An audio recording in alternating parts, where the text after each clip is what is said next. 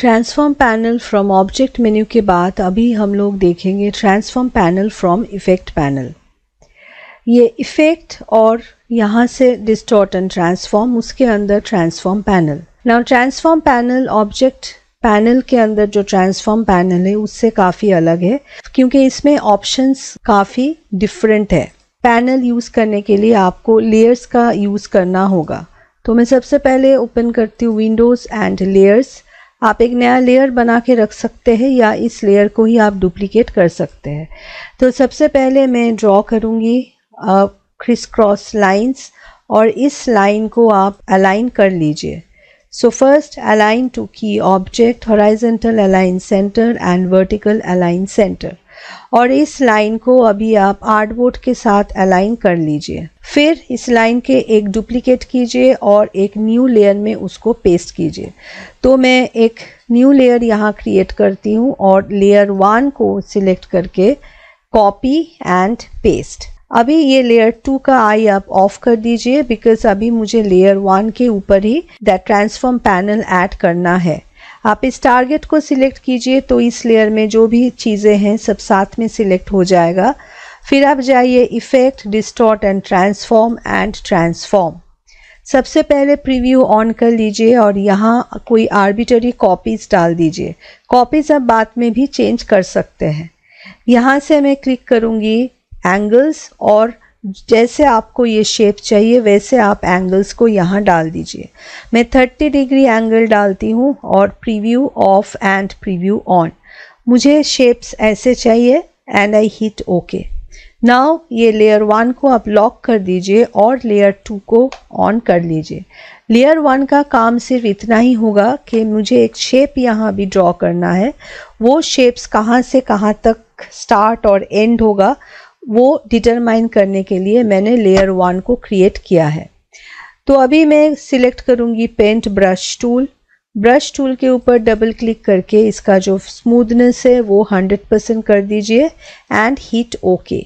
और लेयर 2 में एक शेप ड्रॉ कर लीजिए। ये शेप आपको जैसा चाहिए वैसा ड्रॉ कीजिए, ज़रूरी नहीं है कि आपको ऐसा ही शेप ड्रॉ करना होगा। अभी लेयर 1 का आई आप ऑफ कर दीजिए एंड ये टारगेट पैनल से लेयर 2 को सिलेक्ट कीजिए। फिर आप जाइए effect, distort and transform, preview on कर लीजिए। सबसे पहले आप एक कॉपी क्रिएट कीजिए और यहाँ से कीजिए रिफ्लेक्ट एक्स। ओवरलैपिंग एरिया आपको सही लग रहा है तो ऐसा रख दीजिए, नहीं तो ये मूव टूल से आप इसको चेंज कर सकते हैं। इसको 0 रख रही हूँ और हिट ओके।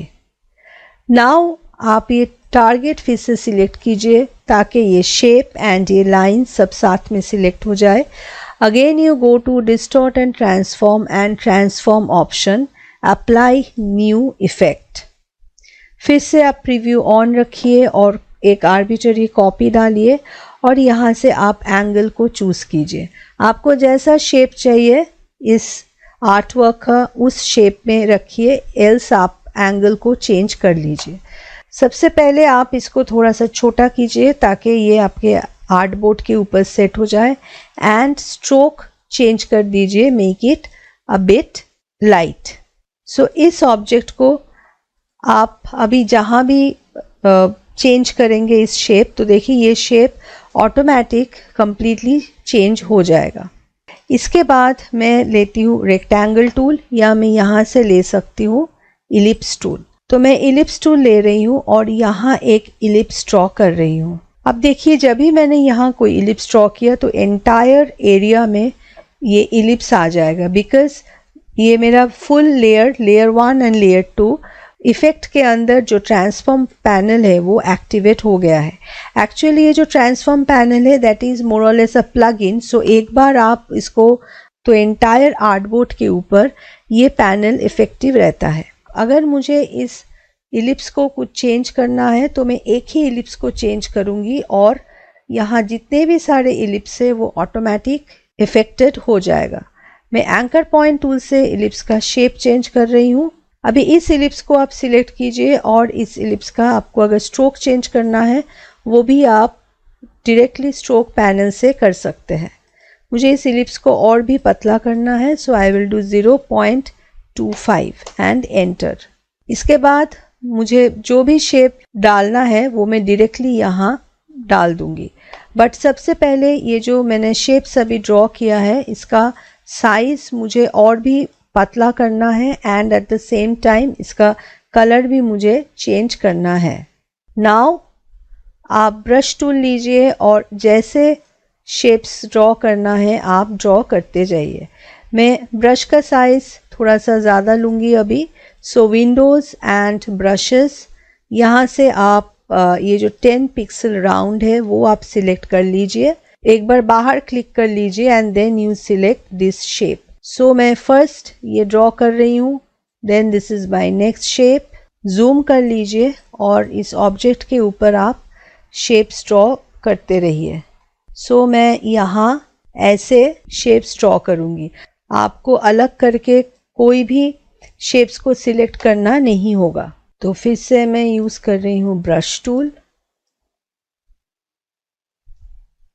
सो देखिए मैं जैसे भी शेप्स ड्रॉ कर रही हूँ ऑटोमेटिकली वो शेप्स आर्ट वर्क में डिस्प्ले हो रहा है। Transform options from effect panel हम लोग यूज़ करते हैं फैशन इंडस्ट्री में लेसेस बनाने के लिए, बिकॉज लेसेस में बहुत इंटीग्रेटेड डिज़ाइंस होते हैं और वो डिज़ाइंस मैनुअली बनाना पॉसिबल नहीं होता है। अभी मुझे ये लाइंस को डिलीट करना है। इस लाइंस को डिलीट करने के लिए आपको इस लेयर को सिलेक्ट करना होगा and go to object and expand appearance. Expand appearance के बाद अगर आप उसको अनग्रुप करना चाहते हैं तो कर सकते हैं, बट अगर अनग्रुप पूरा कर देंगे तो प्रॉब्लम होगा डिलीट करने में। तो again you go to object and expand. So first एक बार एक्सपैंड अपीयरेंस कीजिए, देन कीजिए ऑब्जेक्ट एंड एक्सपैंड। यहाँ फिल और स्ट्रोक ये दो कलर का ऑप्शन आएगा, ये दो ऑप्शन आएगा, उसको आप हिट ओके। अभी आप फिर से एक बार ऑब्जेक्ट एंड एक्सपैंड कर लीजिए and then right click and ungroup. जब तक ये अनग्रुप का ऑप्शन नहीं जाएगा तब तक आप इसको अनग्रुप करते रहिए। अब देखिए अनग्रुप का ऑप्शन नहीं है तो आप डायरेक्ट सिलेक्शन टूल सिलेक्ट कीजिए और ये लाइंस को यहाँ से डिलीट कर दीजिए। अभी अगर आप इस लाइंस को डिलीट करेंगे तो आपके जो आर्ट वर्क है उसमें कोई इफ़ेक्ट नहीं आएगा।